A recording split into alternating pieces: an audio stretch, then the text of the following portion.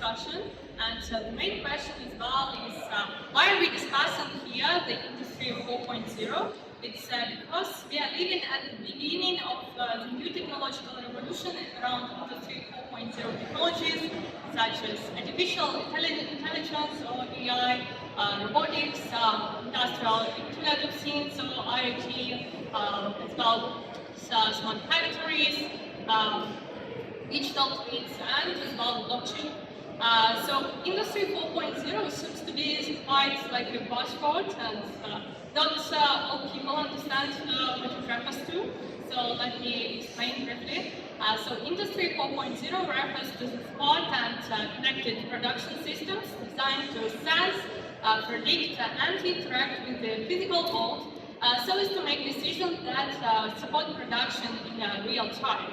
And in manufacturing, it can increase efficiency, as well as productivity, energy efficiency, and sustainability. It increases productivity by reducing downtime and maintenance costs, and estimates suggest an increase in production line availability from 5 to 15%. It also can offer opportunities for energy saving and sustainability through optimization. And however, only a few countries currently invest or trade Industry 4.0 technologies, and just like rapid technological change can accelerate progress, it can also have some impacts and leave people behind. And historically, every wave of technological progress since the Industrial Revolution has been associated with sharp inequalities across the countries.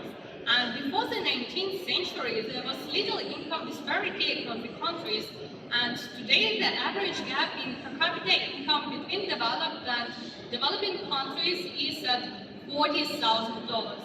And so let's start with our discussion and the commentaries from our panelists.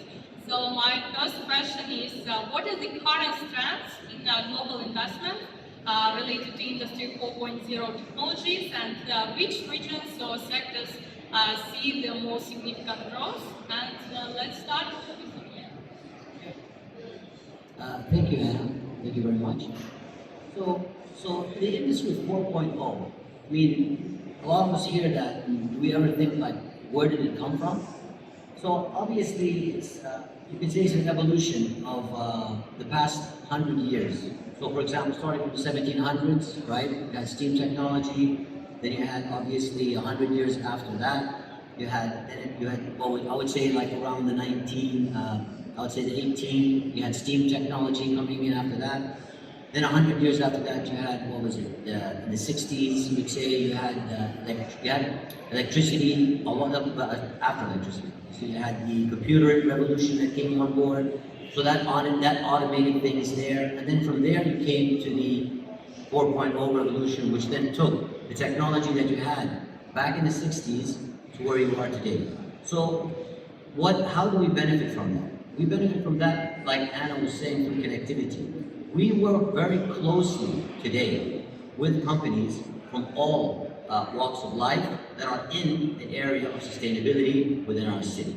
So we have companies, for example, such as, you could say, Jace. Now, Jace, for example, is one of the companies that we have in Masdar that are focusing on language. So you have, obviously, you guys have heard of ChatGPT, something very similar to that, but in the Arabic language. We've got also Falcon, which is also established in Masdar City, and that also focuses on using big data to gather, to then utilize, to put language, and then would be able, I would say, you'd be able to process millions of data points within a short period of time, depending obviously on the requirements of the company. We've got also packages that help businesses grow within the sector of 4.0. For example, we work very closely with universities, such as the Mohammed bin Zayed University for artificial intelligence, and we work closely with the staffs, and we work very closely with the students as well to put in place I would say, you could say a platform for them to be able to bring their ideas to fruition so that they can then prosper and grow. We've got about, I'd say, 1,100 companies, and a large number of them are also in the sphere of AI. So I would say, I would say that that is definitely the growth factors you have there. You have also many other factors in Masdar City itself. You've got, so one of them is the ag tech, the other is the health. Like I was talking earlier, for example, we have G42, we've got Siemens, and each and every one of these companies, I would say, are utilizing the technologies of, I would say, the 4.0 industries and connecting their businesses together to try and make things easier for them as they go forward. Thank you. Arvish, what's your comment? May I get the question again, because it's echoing and I cannot hear clearly. Apologies. Could you please repeat again the question? Yeah, what's current trends in global investments into industry 4.0 technologies do you see, and which sectors and regions see the most significant growth? Oh, I see the trends. Okay. I will bring the perspective from Japan, and such a, you will probably know that Japan has a kind of economic breakthrough that around 25, 40 years ago, which resulted in the incredible amount of industrialization in country scale. So they have great enterprises and an engineer-centered country. So I would say that currently the digitalization of the entire industry is a high priority. So which is related about the industry 4.0. So anything related about solutions that solves these problems, digitalizing the entire industry is highest priority in the country. But that is actually the universal agenda right now, to digitalize everything. So how could you do that? Which is, defines the trends actually. There is a high demand on, for example, IoT and data analytics and then computer vision and many other technologies around it to make the enterprise in the countries and cities more efficient and adapt to this changing digital environment, modernizing the entire industry.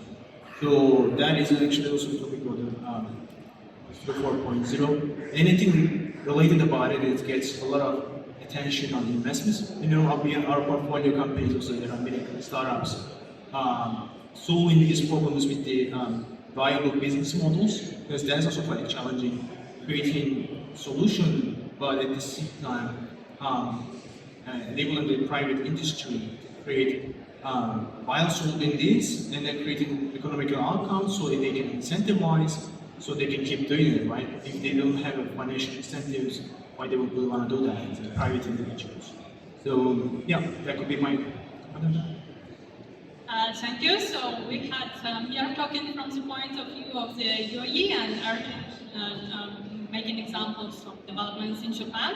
But I would like to know your observations from different regions and which countries do you see leading the way. For example, we can see that US and China have the biggest number of different invention patents, and as well, especially currently, probably the biggest hype has AI technology, and the biggest number of AI companies are in the US, and all the funding, most of the funding, like around 94%, into AI companies comes in the US.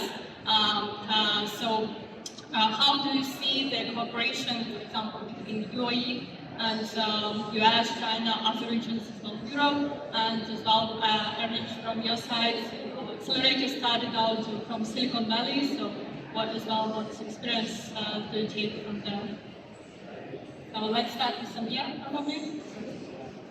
Obviously, in the sector itself, the field, I would say in the field of 4.0, obviously the US and China are definitely leading the way. But definitely I say that the UAE as well is not very far behind.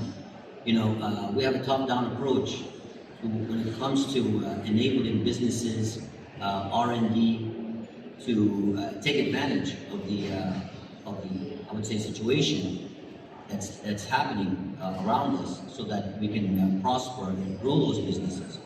So we work very closely, hand in hand with other entities out there. So I would say Masdar City, for example, is a platform for those companies to come and exercise their knowledge and grow the concept of AI in the UAE as a whole.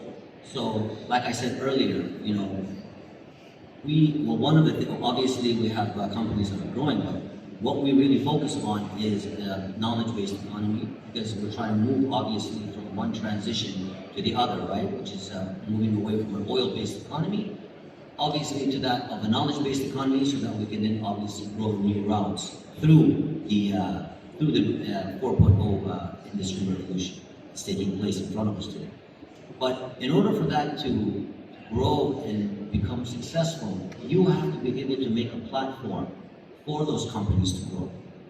So, for example, Masdar City, we will work with companies hand in hand, and we will give them opportunities, introduce them to other government agencies, put forth rules and regulations that will help supplement their businesses. The other day, I was in fact just talking to my colleague today about the startup companies that we work closely with.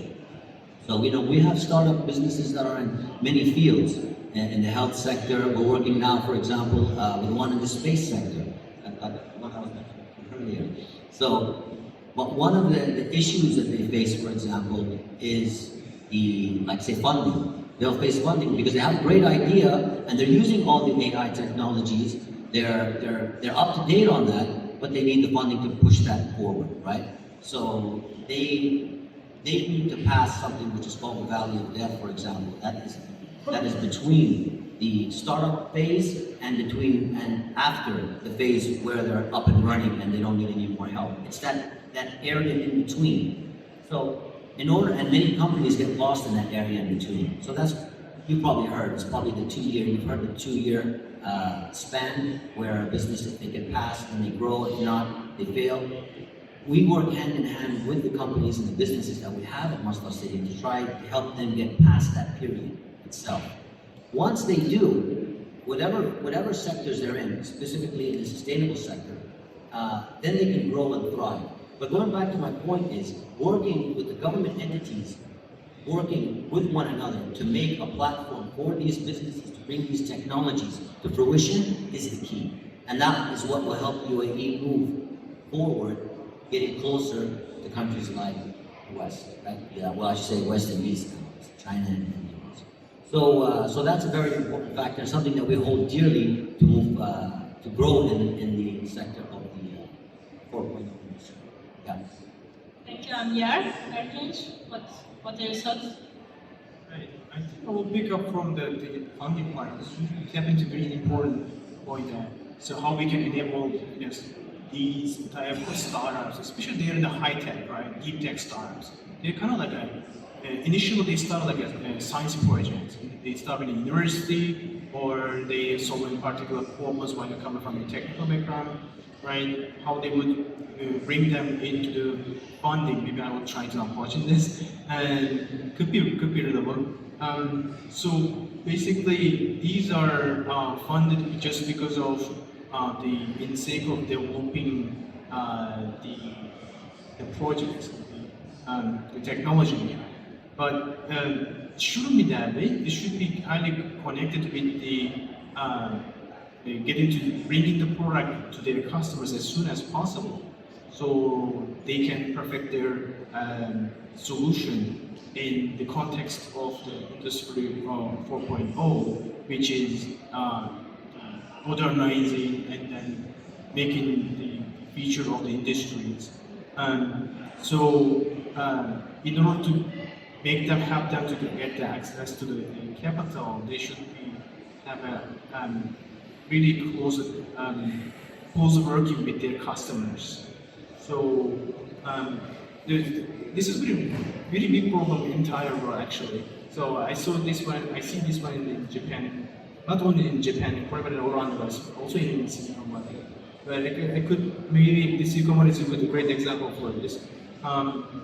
they start as a university project, or they just cannot meet with their customers. They have millions of dollar funding. They just focus on getting more and more funding, but not really solving a problem.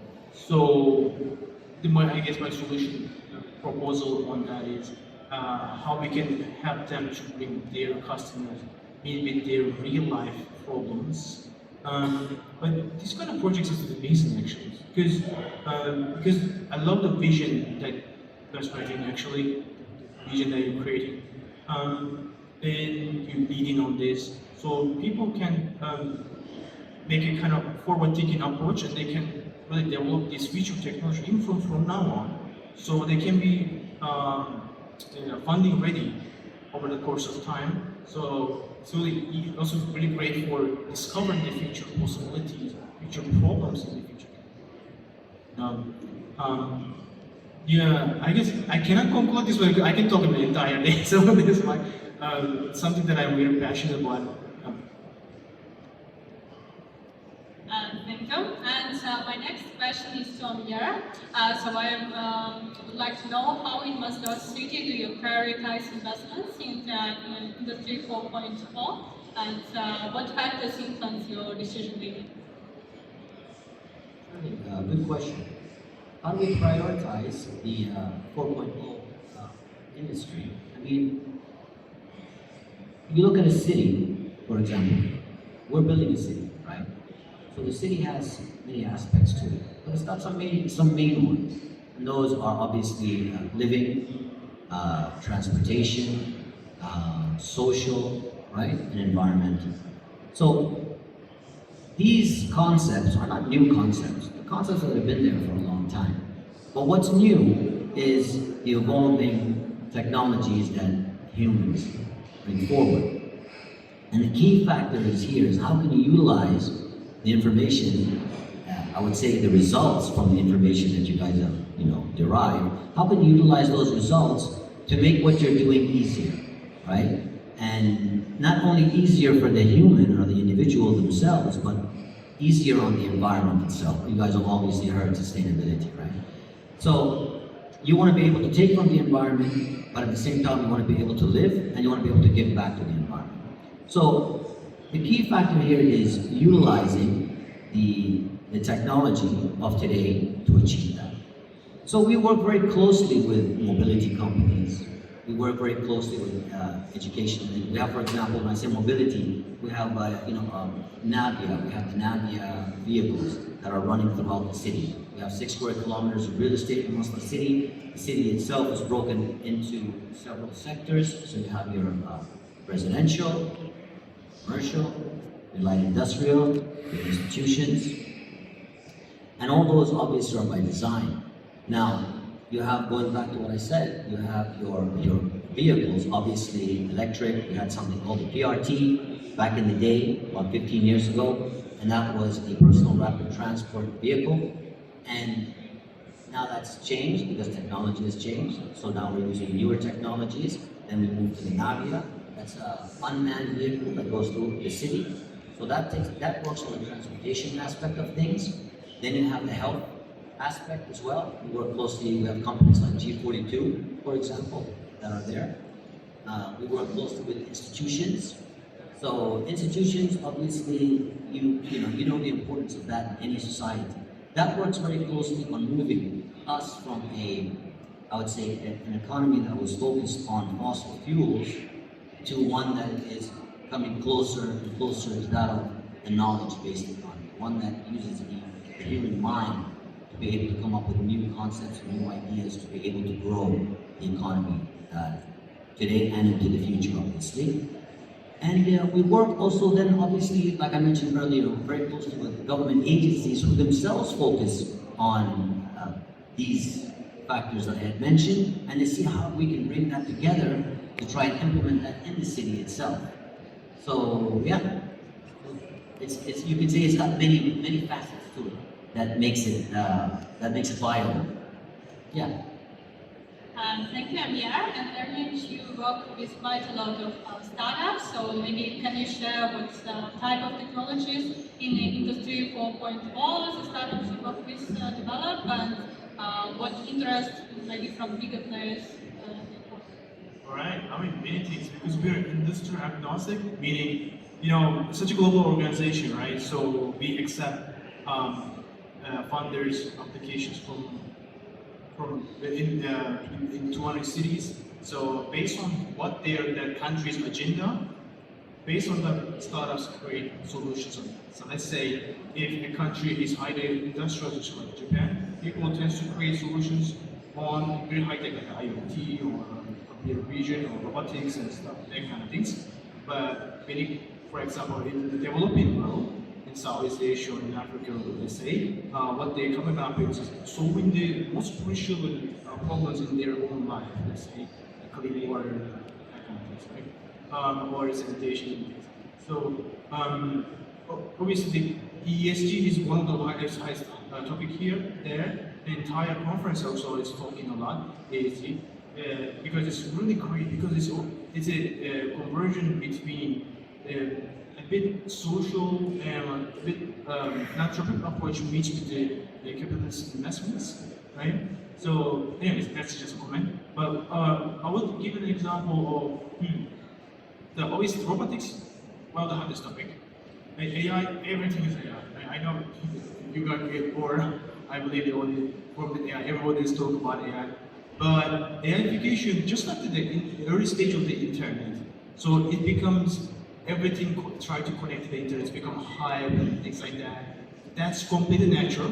So currently, everybody is talking about AI. So a lot of people also apply for AI solutions. So that is completely natural. So we're going to see everything in our life to be, especially the industry, to make it more efficient.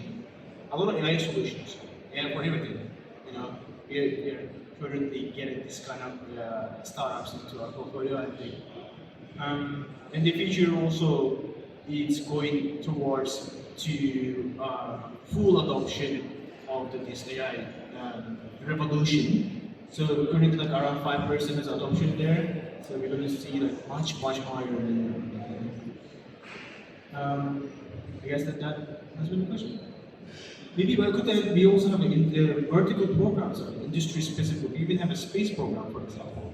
Space startups that apply and join. That is also kind of a topic of does it go? Questions from the audience? Yeah, if anybody has questions. Any questions? Can Mike please? Oh, yes, thank you. Any questions from the audience? Or shall we ask you a question? Yeah, maybe you can throw a question. Yeah. Yeah, tell them. All right. Yes. Me answer question. Yes. All right. Let's test their knowledge. All right. If they were present or not. Just curious. Any startup founders? Startup, yes. That's good. Come on. Any startup investors? Startup Which investors. Yeah, two. One of them is hiding. And all right. You want me to go? Yes. Ask real question. Yeah, challenge them. Okay. What are you curious about? I mean, do you? All right. I'm prepared for this. Okay. All right. Maybe someone can really give their own definition of Industry 4.0. It's kind of like slightly buzzword-ish, but it's important. It becomes like this because it's like widely common and describing everything in the industry. Any of you that can give your own definition of Industry 4.0? Yes. Hi, my personal understanding is it's the convergence of emerging technologies and their application in various industries. So the underlying technologies could be AI, could be blockchain, robotics, AR, VR, biotech. So all these different major themes, they are converging in this fast-pacing era, and their applications in various industries are really disruptive, and it's going to be paradigm shifts for the coming years. I just saw news about AlphaFold 3, It just came out yesterday. So basically the prediction of protein, so it's another leap forward compared to AlphaFold 2. So that will definitely contribute much to AI drug development. So that will really change the industry. It's a huge industry pharma. Thank you.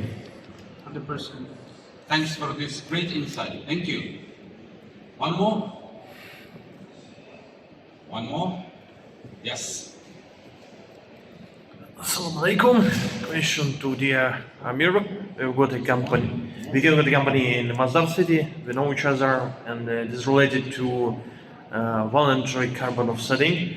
And can we implement and get access to Falcon AI model, and especially related to issues in climate change, in carbon footprint prediction, etc.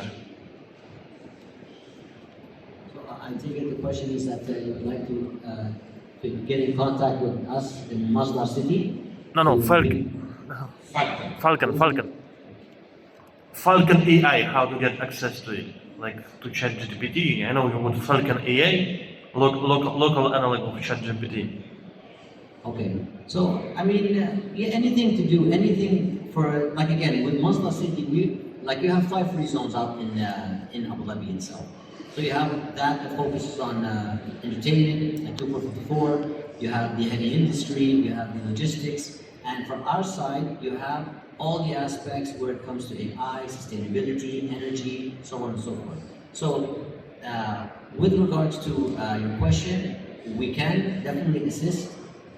Definitely would like to see the requests, the concepts, what it is that you're looking for exactly, and how it can fit into our model. Based on that, then we can say, yes, we can move things forward with what's been requested, I would say.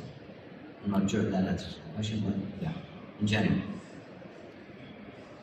Thank you. Thanks are not enough. And I think this panel discussion was the cherry on the cake.